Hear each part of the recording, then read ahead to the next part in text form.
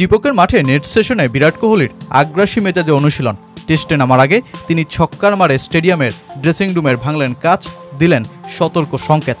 বিরাট যখন নেট কাঁপাচ্ছেন, বাংলাদেশ দল তখন পৌঁছেছে ভারতে। একটা ভীষণ রকম স্বপ্ন নিয়েই টিম ইন্ডিয়ার ডেরায় যাওয়া এই বাংলাদেশ দলটাকে একদমই ব্যতিক্রমী হিসেবে দেখছেন ভারতের ক্রিকেট ধারাভাষ্যকার ও বিশ্লেষক হর্ষা ভোগলে। বলছেন এটাই নাকি টেস্টে বাংলাদেশের সেরা দল।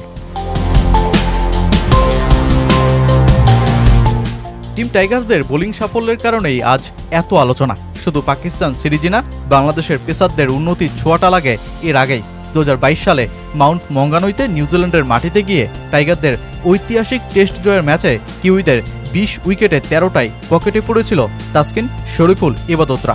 যেই ম্যাচ জয়ের অনুপ্রেরণা এরপর ধীরে ধীরে বদলে দেয় টাইগার পেসারদের, যার সবশেষ সাফল্য পাকিস্তান সিরিজ। বাংলাদেশের এই অগ্রগতির পথ এখন নজর কাড়ছে ক্রিকেট বিশ্বের। ভারতীয় ক্রিকেট ধারাভাষ্যকার ও বিশ্লেষক হর্ষা ভোগলে তো নিজের ইউটিউব চ্যানেলে বললেন, বাংলাদেশের এই টেস্ট দলটা নাকি তার কাছে সেরা। প্রথমত, ভারত আবারও বাংলাদেশকে আমন্ত্রণ জানানোয় আমি খুব খুশি। দুর্ভাগ্যজনক ব্যাপার হলো, তারা এমন একটি দল যাদের নিয়মিত আমন্ত্রণ জানানো হয় না। ভারত এই সিরিজে অনেক এগিয়ে থেকেই শুরু করবে, তবে বাংলাদেশের কাছ থেকে আমি কিছুটা লড়াই প্রত্যাশা করছি।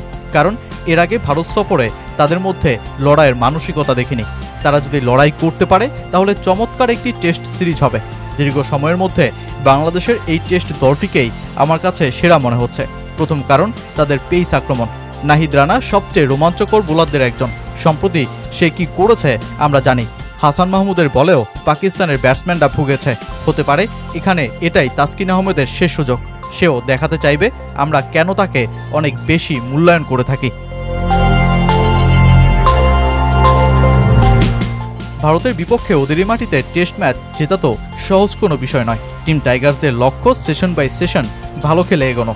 দলটার বিপক্ষে টেস্টে ব্যাটে বলে গত সময়গুলোর থেকে ভিন্ন কিছু করে দেখাতে পারলেও সেটাই বা কম কিসে। টেস্ট 5 দিনে নিয়ে যেতে পারলে সেটাও তো ভারতের বিপক্ষে বাংলাদেশের একটা অর্জন ওদেরই মাটিতে। অধিনায়ক নাজমুল শান্ত ধাপে ধাপে এগোনোর কথাই জানালেন দেশ ছাড়ার আগে। স্কিলের দিক থেকে হয়তো কাছাকাছি আছি, তবে অভিজ্ঞতার দিক থেকে ওই দলটাকে এগিয়ে রাখবো। আমাদের স্পিনারদের ভালো অভিজ্ঞতা, যে কোনো কন্ডিশনে বোলিং করার সামর্থ্য আছে। এতটুকু বলতে পারি, পেসার স্পিনাররা যারাই খেলবে প্রত্যেক খেলোয়াড় শতভাগ দেবে। আমি বিশ্বাস করি 5 দিন ভালো ক্রিকেট খেলতে পারলে রোমাঞ্চকর ম্যাচ হবে। আমাদের জন্য সবচেয়ে গুরুত্বপূর্ণ 5 দিন কিভাবে ভালো ক্রিকেট খেলতে পারি, ফলটা শেষ সেশনে গিয়েই হয়। 5 দিন ভালো খেললে শেষ সেশনে সুযোগ থাকে কোন দল জিতবে। গুরুত্বপূর্ণ হলো 5টা দিন কিভাবে ভালো ক্রিকেট খেলতে পারি।